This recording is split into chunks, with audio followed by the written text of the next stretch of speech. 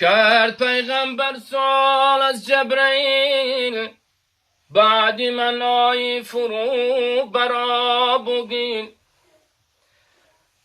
گفت من 10 بار می آیم فرود، می برم 10 گوهر از دنیا به خود. گفت من 10 بار می آیم فرود، می برم 10 گوهر از دنیا به خود. گفت پیغمبر کدام این گوهر است، که از زوالش حال دنیا ابتر است. جبرئیل گفتا که در اول قدم، گوهری صبر از دلی مردم برم. بار دوم گوهری شرم و حیا، میبرم همراه خود ای مصطفی.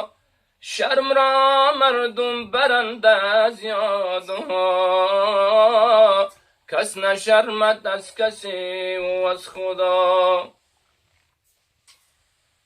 باری سوم چون رسم از آسمان، میبرم من گوهری مهر از جهان.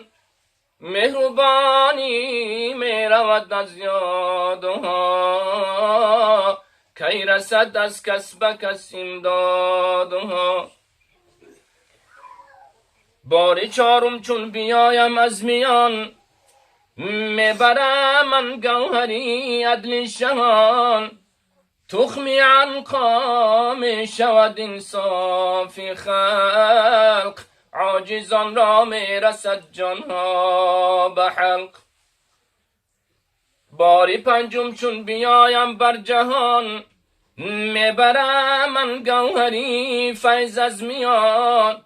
میرود از وقت هم فیض و فتوح، کس نیابد در جهان فر و شکوح. باری ششم ای رسول محترم، گوهری خیر و سخاوت میبرم.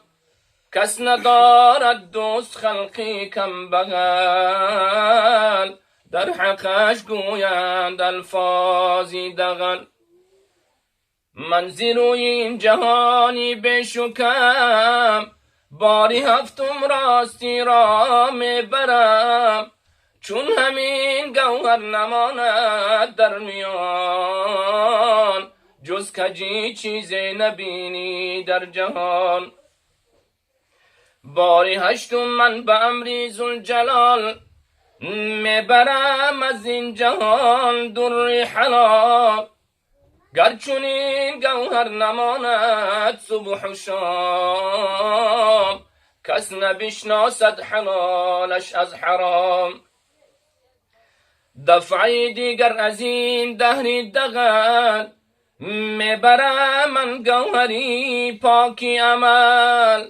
همچو زنبوران محروم از عسل، عالم بر علم ننماید عمل. دفعی آخر که می آیم پدید، میبرم من فیض قرآنی مجید. دفعی آخر که می آیم پدید، میبرم من فیض قرآنی مجید. چون همین 10 گوهر از عالم رود،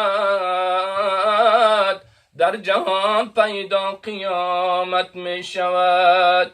چون همین 10 گوهر از عالم رود، در جهان پیدا قیامت می شود. اللهم صل وسلم وبارك عليه. بسم الله الرحمن الرحيم. قل هو الله